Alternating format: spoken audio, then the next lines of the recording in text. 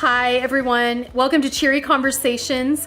We are in our home edition, which has been awesome because I can have people like Heaven Daniels join me from Michigan, and we can talk even remotely, and you get to hear from her. So Heaven is not only the wife of Mike Daniels, which I'm sure you know him, but also the mama of lots of little kids. And Heaven and Mike have been a part of Life Church. They've been a part of our life. And actually, Sean now is the Packer chaplain, yet he didn't get to be there when Mike was. That stunk. It was like, now Mike's gone, now I get to be there. So, but they have been such a key to helping other couples in the NFL and being a light for Jesus, for getting out and doing something for others. Like, they've been an example. So because they're an example, and Heaven, I want to have Heaven tell you also what else she does, because she's totally an influencer. She is helping lead people and also inspire them really at every turn, with every post, just with who she is as a human. So Heaven, tell us about your passions outside of being an amazing wife and mama. Well, hi guys. Like Sonny said, this is Sonny and Pastor Sean are our dear friends, and so I'm excited to be here. And thank you for the warm intro. I feel like a lot of times what I do and what I stand for and my passions get overlooked. So in addition to being Mike's wife, I am a mom of 4 little ones, and we do have another one on the way, so that's going to be 5. So my time is very, very limited in getting to pursue my actual passions, which is mentoring, leadership, educating. If you guys have followed or paid attention at any point, you guys know I love makeup, but the passion behind that is not just to look beautiful, but just the idea that you can create and that anyone can do it. So I love that as well. But I love to write, and in writing, hopefully inspiring people through my words. I feel like in order for me to be obedient to Christ, a lot of times when I hop online to do lives or speak at events, MC events, anything like that, I'm always a little bit nervous, but I really do have a gift in my speaking, and I try to be really obedient to that, to go and deliver the message that God has given me, whether that's speaking to women and children, whether that's specifically mentoring children, or if it's literally just speaking on my faith. So those are just a couple of things, but really being involved in community is huge to me. Leadership, anything I can do in terms of literally physically being hands-on, helping in the community, low-income families, that sort of thing, but also teaching is where my heart is at. So good. And you really, I mean, she sings beautifully. Don't you have a master's in music? So I have a master's in early childhood education. Oh, okay. And my undergraduate degree is in vocal performance, but I also play the flute, play the violin, I also the drum line, I sing opera. So anything music, I am totally a band geek. That is also my love language, and I do use music to bring glory to God as well. Yeah. Well, I think what you've shown us, and I hope people start following you if they don't already, they probably are, on Instagram, to watch you do everything you do with excellence, which inspires people, from singing to leading to makeup. Like, it's that you can do it, and that's what you give off, is that you can do it, we can do it. I love that. So because you talked about leadership, I want to talk less than ever on a Cheery Conversation, and I want to listen more, because you are a natural born leader. But right now we are in, I wouldn't call it a season. This is something that's been an undercurrent and ugly for decades, for centuries. But right now we are going through something, and I think that some people have just woken up, Heaven, like they went, oh, something's wrong in the scope of America and racism and injustice. Like, I'm shocked, they're shocked, but for sure it's gotten all of our attention, myself included, more of my attention than ever. And I think it's time to quit talking and to start listening, and then start changing. So lead us, Heaven, lead us. What can we do? What can we do? So for starters, I do want to say that I see a lot of support in statuses and messages. I see you, I stand with you, I support you. And I've been sharing over and over again, and even today I felt convicted to speak on it, that that's just the start. It's great to be seen. It's great to know someone is starting to, and I very loosely use this word, understand what we're experiencing and what we're going through. But that's only the first part of it, because when you think about it, when you become a Christian, you die to your old ways. You're born again, you're living for Christ, you repent, you feel that conviction, and you live your life differently. And to me, this parallels that. If you're going to say that I see you and I understand and I want to support you, now the second part of that is actual change and action and the way you're living. So if you say I support you and I stand with you, thank you. Now, what are you going to do to educate, to learn, and to be proactive? And so I think that's a huge part, is asking questions that are hard or questions you don't know the answer to. So if you don't know what to do, that's a conversation you should have with someone, an African American, or someone you trust to give you sound wisdom in that area.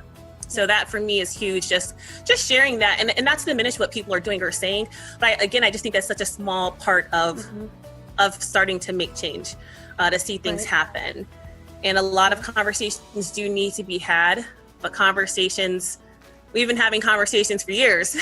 We've been fighting for years. And so now there needs to be some type of reform and then actual justice. Right. So step one is thank you for saying and posting I stand with you. Yeah, thank you. Or acknowledging that you do have privilege. I think a lot of people don't understand that. Well, how do I have privilege? Or why do you keep saying that? It's because it's so true.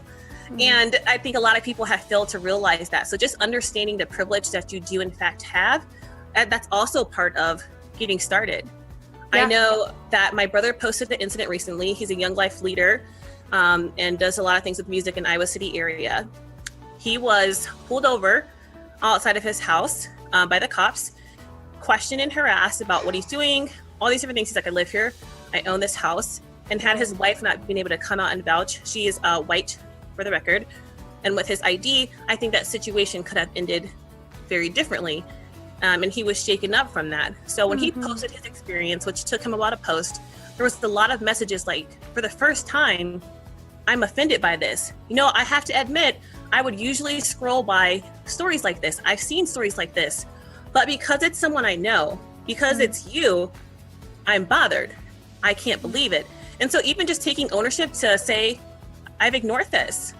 I didn't really think about it until it hit close to home, and people love to decide what Black people are cool and what Black people are not. My brother may be a little bit different. He's a Young Life leader. He's Christian. I know him. I watched him grow up. Another Black person, I'm going to stereotype them because of what I think about them or how they look. They look different. They talk different. Their vernacular is different. Their clothing is significantly different. So I don't really trust them. I'm not too concerned what happens to them because I don't know them. And that is also a very real problem that's happening right now. Right. Okay, so starting, because this is going to be so valuable for our viewers and listeners to take this to heart. You're saying, thanks for standing with me, for acknowledging that there's a problem. Second step is figure out what is privilege. Yes. And dig into that. Don't just go, well, I'm not. Like, it doesn't mean I'm white with a lot of money, I'm very privileged. Or, I think we can tend to, from a white perspective, go, I wasn't given anything. Like, I didn't have a daddy. I'm not Trump, who was given, something by my daddy. Like, don't say I have white privilege. And it's like, no, we're talking about you've never feared being pulled over. Yes. Your brother was in front of his house and that was an issue. Not once have I been worried about being pulled over, especially outside my house. That's privilege. So it's digging into what does that really mean, and again acknowledging then that next layer. And then you're saying now have the conversation. So talk to us about how to have the conversation and how to seek that out. I think in the conversation, again, it's just taking that initial step, because people are not always going to reach out to you. It's impossible for me to go and find every non-Black friend of mine and say, hey, let's have a conversation. I want to make sure you're up to date. Because I remember I responded to a comment on Facebook, and the woman who replied got defensive, and her first line was, well, thank you for trying to educate me, but. And I replied to her, I cannot educate you on everything. That's a choice. That's a choice that you have to decide on your own, that I want to be knowledgeable. And if you do have Black friends, African-American friends, then I've had people reach out to me, Heaven, I don't know the answers. I don't know where to begin. Do you mind talking to me about that? Of course I want to talk to them, because it's exciting. It's nice to know that people care, but I also want to make sure that we can, again, start to see change. And so I think that reaching out to someone and really just being vulnerable and even being transparent. I appreciate transparency. I try to be as transparent about everything in general. My past, now I'm Christian, I used to be a party girl, all those type of things, but it's nice to be able to really relate to someone beyond surface level, so you can see how sincere they are, how genuine they are, and then you know where they're coming from and just how they're trying to move forward. And so even saying I wasn't always the best person to Black people. I've used inappropriate language. I've used the N-word in songs, and I'm not proud of that.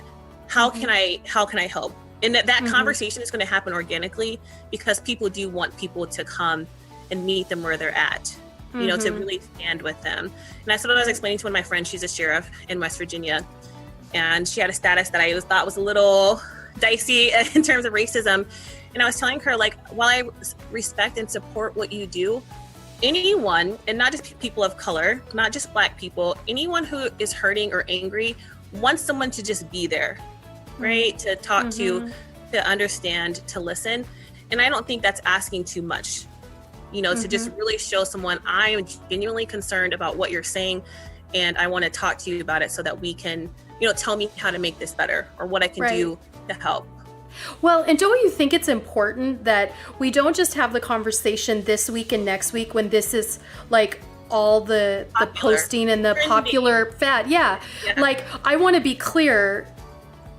I texted you 3 or 4 weeks ago and said, Heaven, when are you in town next? Yes, let's do a cheery conversation, because I thought we'd be in person. We could probably talk about makeup and your cuteness and all that. And so it was let's just talk. So we didn't get to do it right then. You weren't coming into town yet. And then I reached out to you during this point. But here's the thing.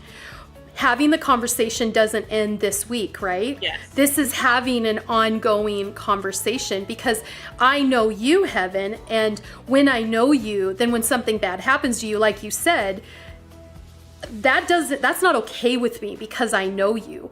So that's why it's important we know people that don't act, believe, look, talk like us. So when something happens, it's an injustice to us. It's not just, I don't know them. That was a great point that you made. So a conversation, an ongoing conversation, and to have the uncomfortable conversations. This might only make me uncomfortable, but I think this is important for people to see us talk about this, or let me be the guinea pig here. You have interchangeably used Black and African American so far in this conversation. I am sitting here thinking, I'm going to let Heaven make the first move on that whatever word she wants to use. And then I will use her verbiage. And then you used both. Right. So I went from, African American's what I'm going to use. And then you said Black.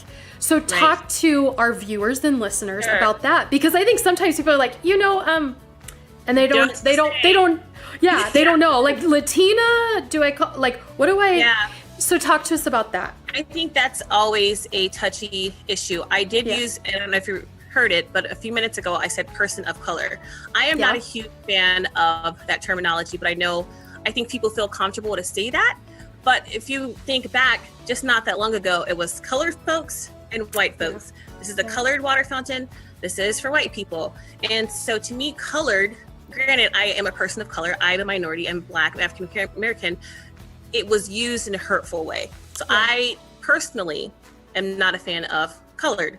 Don't read, that colored girl or colored folk. That's, to me, is unacceptable. It's inappropriate.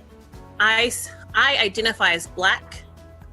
Normally, because I want to be really, really, what's the word? I don't know, bold in that. Like, I am confident in this, right? This is who I am. This is who God created me to be. I think African American is socially acceptable all around, as well as Black. But Black to me is just really powerful. Okay. It's beautiful. I think it's strength, it's determination. And when you think about the color Black, it's rich, and then there's so many variances of that. And if you know anything about history, you know that melanin, the specific term for color, started if you're closer to the I'm drawing a blank, the equator. Mm-hmm. Yes, you were going to have more sun. You were going to be more melanated. And then, like I said, it just varies over time. So I just think Black is where it all started. You think about the earth, it was dark, God brought light. Mm-hmm. And so for me, I just really want to be proud of who I am. I'm a Black woman with Black husband, Black children, Black family. And so that is usually the term I go to, but I do think African American is the safe and socially acceptable, way to identify Black people. Okay, so if I were to say it versus you saying it, because I think that I think there's an earned right, and you can say what you're going to say and I don't get to. Would you say, because here would be a confusion, and so let me tell you from my perspective, the confusion would be, how do I know they were African American? What if they never were from Africa, they were from, Jamaica or whatever. So I think there's also been that confusion, and then when people are confused, they go silent, or they're dumb, or they claim ignorance, which is not okay. So how would you unpack that for me to say African American over Black? I think it's okay to ask people how do you want to be identified? Because there are people who are not, like you said, they prefer not to be, I'm Jamaican, this is who I am. Right. And some people are very strong in that as well. And so if you don't know what to say, then ask.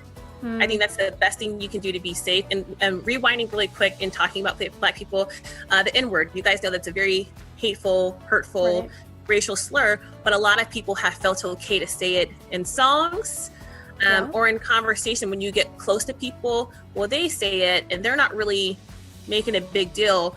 But I can guarantee you that even though you might be with a group of people who's not saying anything to you about it, if you go to a different group, you may not get the same response. It's probably not going to end well or be a really pleasant interaction or experience. So again, there, I would just say don't use the N-word at all. Yeah, but totally agree. I think you should ask people.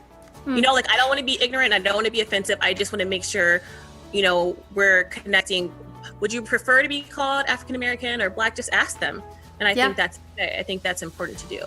So you think that honestly, that's listening more, right? That's asking more rather than thinking, I'm not going to say it because what if it's offensive that I ask? What do you want me to refer to? I mean, sometimes they're probably like a human, like, can we just be friends, right? Yes. But in the context that you're needing to refer or you're going to just ask the question. Absolutely. Yeah. In that context, for sure, I would say to ask. Okay. It's okay to ask. Because being silent, which we've all know, there's a time to be silent, and silence can be powerful. When you need to listen, or like you said, to learn. Or there's sometimes where you use silence to make a point. But when you're standing up for something that you believe in, we can't afford to be silent. And you need to speak out on things. And you need to be able to say Black people or African Americans. People need to know specifically who you're talking about and who you're supporting. Yeah, and so rather than calling this like this tumultuous time. Like, let's just say what it is. Yeah, and I think people do that a lot. They don't want to call things what they are. And they love to divert the attention, shift the focus from what the real issues are. Yeah. And I think when you lump some things together, you take away the significance of what's trying to be accomplished or the message that's trying to be brought forth. Right. Okay, so then I have a question about social media, about taking a stand or making a statement or holding your tongue or don't think you can speak on behalf of, somebody else. What's your take on that? Because I will tell you, Sean he said to our staff today, he said, I've been grieving, mourning, and feel like for the first time I can remember in my leadership and in my life, I don't know what to do. Right. And like to hear a leader say, I don't know what to do. I mean, because there's lots of things that we could do, we want to do, but it's okay, what is the first or the next step? And Right. I'm not going to say something just to say something and then have nothing to back it up. So he's held back, but of course we know silence speaks volumes. So it's been that tension between Sean doesn't post a lot, but this tension between blabbing all over like you're an authority when you're not, and then not saying anything. So would you talk to us about that? And I think that differs by race, right? Like you should be and could post certain things, and I should and could post certain things. So talk to us about that. I think that when you are sharing, I think everyone should be vocal or sharing. Maybe you're not a speaker, like me, you're not going to go on a live, but even in your post, say that I'm having a really hard time struggling with my words and my thoughts right now, but I don't want to be quiet. I want to say something. I've been trying to figure it out. I am grieving. I am mourning. I am trying to get better. And I think that's great to say. And you will have people, and I can say this speaking on as a Black person, I've seen some Black people like, I don't want you to speak on this issue. I don't want you to talk about it. You don't know what I've been through. You can't relate. And, and that continues. My personal opinion, and I would say a lot of people have this view as well, I'd rather see you standing by my side, because if it was someone else, I'm going to come to their defense. I'm going to speak to their good nature. I'm going to shed the positive light, there, but I'm also willing to have those hard conversations. I'm okay being judged or disliked or not the favorite person, not the people's choice, by standing up for something that I believe in, or my friends or my family, despite what their race is. So I think not saying anything to me is more hurtful. It does less good, in my opinion, and we lose support. I think just like when people want to come to church, I don't feel like I can come to church because people are going to judge me. They're going to condemn me, and then they don't come. And then those people are hurting and they're grieving and they need Jesus and they need Jesus. Well, but we're not there for them. And I just think that using your voice is very powerful. And maybe it's just a simple post. You don't have to get on there all day and, do the most, like you said, just rambling for the point of rambling. Really be intentional about what you're going to say. And if you don't know what to say that. I'm struggling right now, but I wanted to make sure that I took this opportunity to let you know that I'm here. I'm trying. Let me know, just something. Something. Yeah. And I think that's really important too. But there's so much out there, information on the things that are happening and how you can educate yourself. And so if maybe you want to make a specific point and you're struggling for words, go and do some research, because someone's words may echo what you're feeling. Yeah, and you that's good. Take that and either say this quote by Martin Luther King or Sonny Hennessy or whoever really inspired me and really spoke to me. And I wanted to echo these sentiments. I didn't know how to get these words out, but this parallels what I'm feeling. And then maybe expand and expound on what, you may have to add to that. Yeah, that's so good. That's so good. Because again, you notice I'm going to keep doing this where I go, because from my perspective, I could think, who do I think I am? Well, and you said you've seen some people post like, how dare you think you understand? And I think that for me, I have to be very clear. I don't fully understand. That's the problem. Yeah. I don't, and I won't get it to the level that it should be gotten. So go ahead and be transparent, right? Be transparent, because if you say, for example, you're really trying to start understanding your privilege and you're trying to start understanding where people are coming from, initially you may not get it. I've read numerous posts, seen numerous videos of people, even with Colin Kaepernick, for example. You guys know he took a knee. Yeah. He lost his job. He hasn't been playing football ever since. There are people who are like, Colin, when you first did that, I was angry. I didn't support you. I wasn't standing with you. But like now, as I continuously see what we're talking about, Black people being murdered, social injustice, discrimination, all this racism, I understand what you meant. You were peaceful. He was totally peaceful. Totally whole peaceful. different. Yep. And you were sending a message, and I didn't want to accept it. But as I continue to see these things happening, and sometimes people realize over time, I've even seen officers like, I just quit my job. I just put my gear down. I left the riot. I'm not going back to work tomorrow, because too many times I have seen this repeated. I didn't understand it, but now that I keep seeing it in firsthand, and once you see the response, like, I'm not saying that looting is the most amazing thing ever. But it didn't happen out of thin air. People didn't just riot for no reason. People are trying to get heard. Like Martin Luther King said, he said, the riots are the voices of the people who are unheard. People are trying to get through. And it's like, when I'm here, when I'm praying, when I'm kumbaya, when I'm saying come together, this is how we're still treated. And so, again, not trying to justify wrong for wrong, violence for violence, but people are reacting out of hurt and anger and fear, resentment. And this is a buildup. This is not just the recent murder of George Floyd. This is a buildup. This is a buildup. Yeah. This is a huge buildup from slavery and beyond. And I would dare say, I don't know a single African-American Black person who hasn't experienced some sort of racism in their lifetime. And not to say that other people haven't, but like you said, there are certain things that you may not think about. I'm driving down the street, cop cars behind me, no big deal. Me, on the other hand, and I'm with my husband or my brothers, it's a little bit different because I've seen firsthand what being Black and how you're treated looks like. I've been mistreated by school teachers for being Black. And it's also kind of funny because, Sonny, I've always been the token Black girl, so to speak. I have been one of the only African-American students in many classes, many schools. Me and my siblings, a couple of the Black people there. And so people know us. Oh, they're okay. They're good Black people. I know them. I know their mom. The token Black people. You know? And I hate being put into that category because Black is Black is Black is Black. You can't say this Black person is okay and this Black person isn't. Either love everyone or you don't love us at all. Right. I want to keep this conversation going, but we need to take a break. I want to talk about that, what you just said, being the token Black girl, because that is legit in workplaces, in schools. We need to talk about that. So we'll be right back with more from heaven. Are you feeling discouraged? Do you need the emotional chaos to stop? Are you experiencing negative dialogue in your mind and in your life? Do you feel like you've tried everything and aren't seeing results? Journey to Wholeness can help. We believe that anyone can find wholeness in Jesus.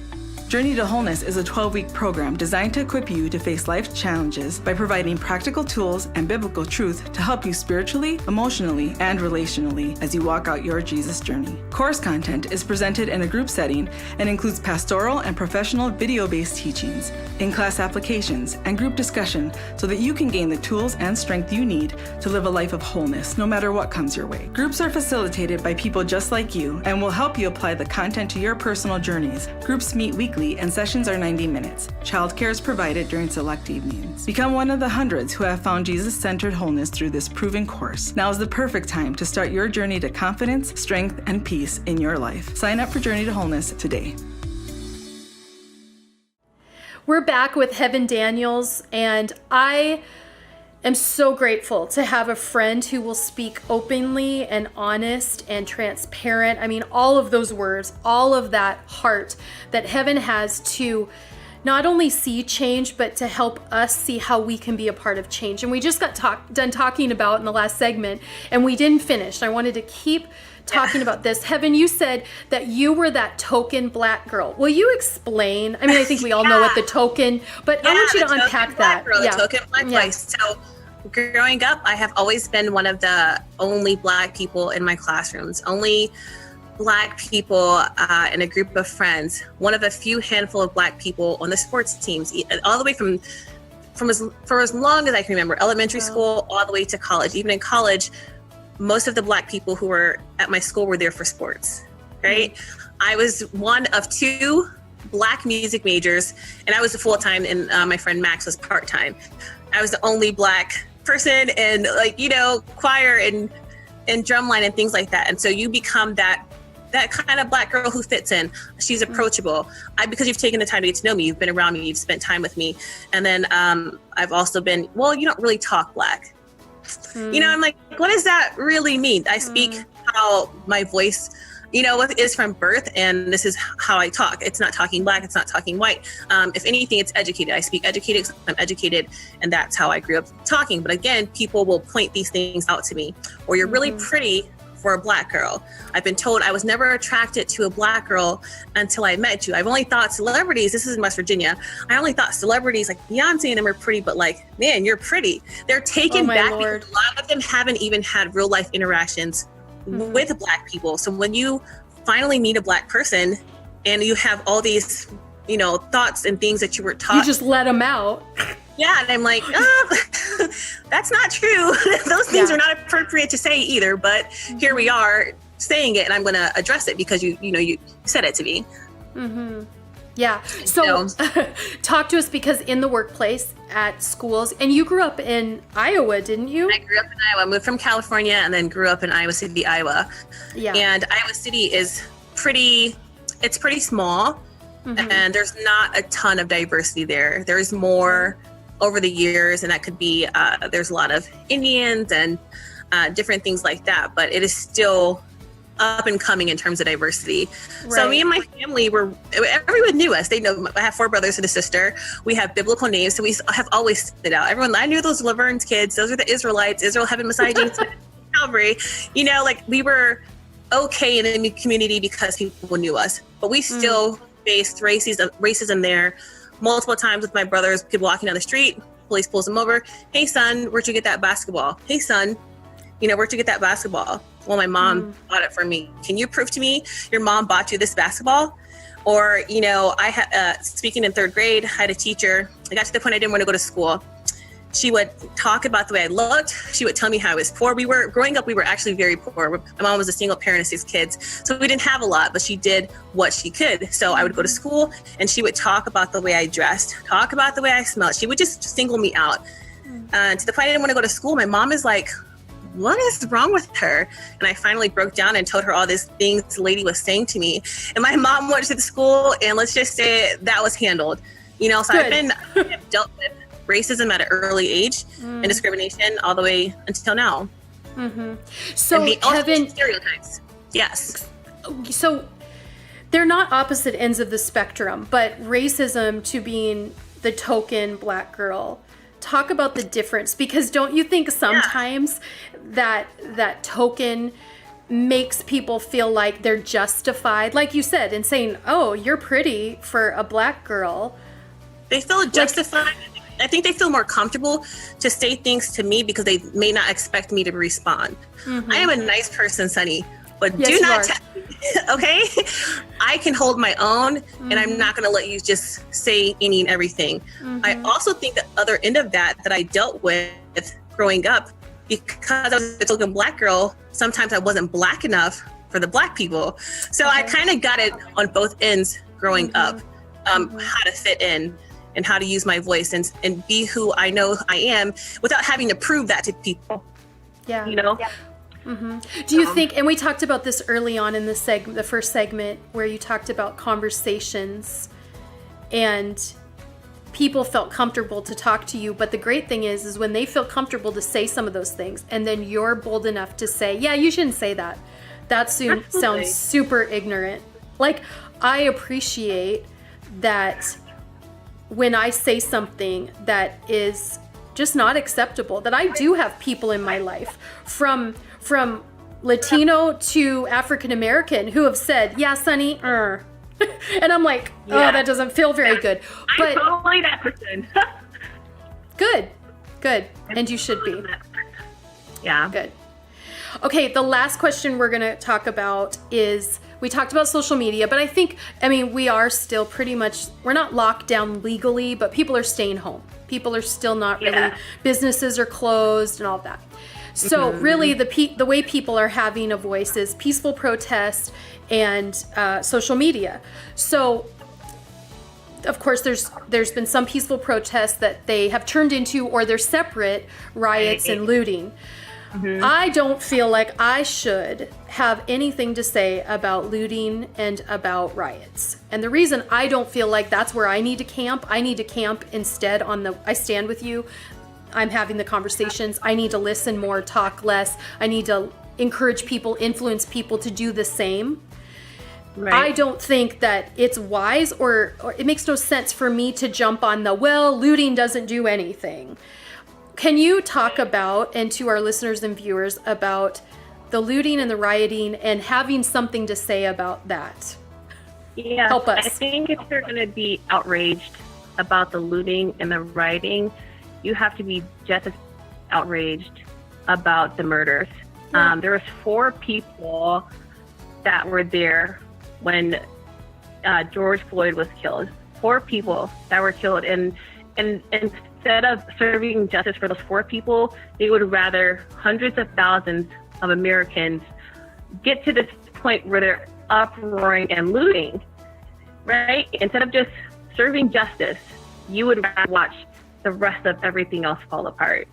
And again, in terms of looting and rioting, that's a shift of the focus. Well, how does this change anything, right?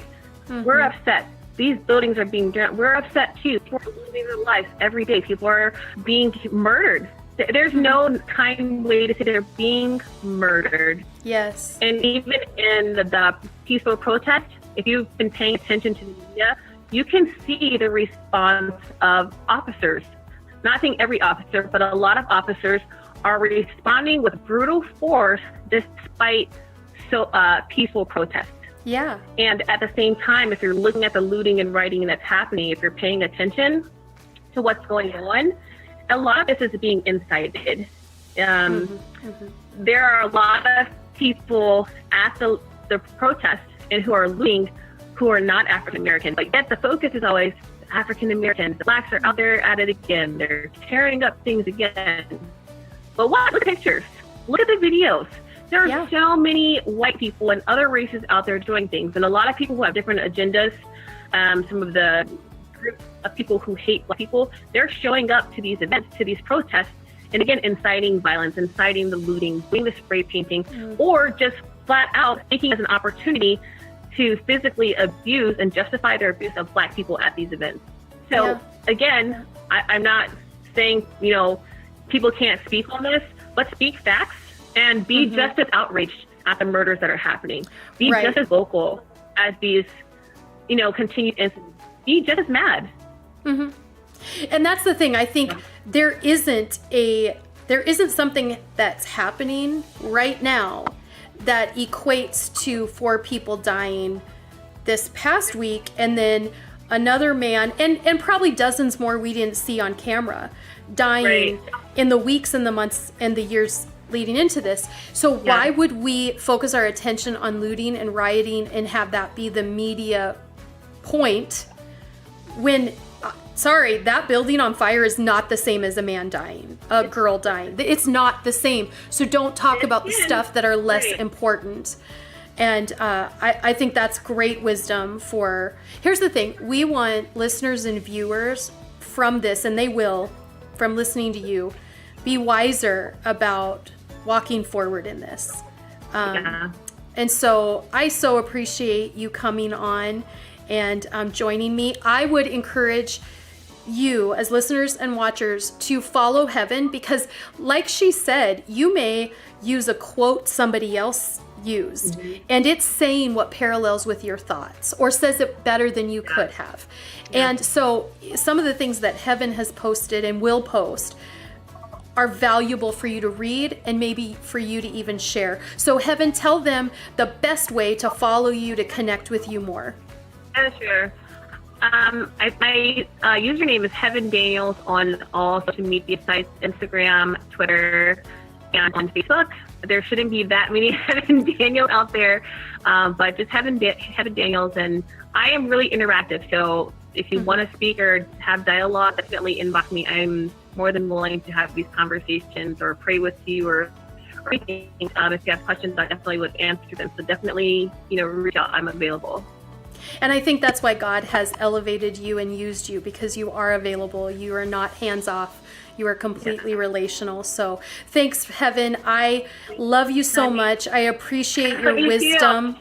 So we're going to call it a day, and what a cheery conversation that was. I mean, cheery? We talk about Cheery Conversations, juicy topics. I think that was a bit juicier. But you know what? Let's have this start the change. So be with us next week. But in the meantime, connect with me on sonnyhennessy.com. I would love for you to follow and connect with Heaven as well. So thank you, everyone. And thank you, Heaven. We'll see you next week. everybody. Thank you. Love you. Bye.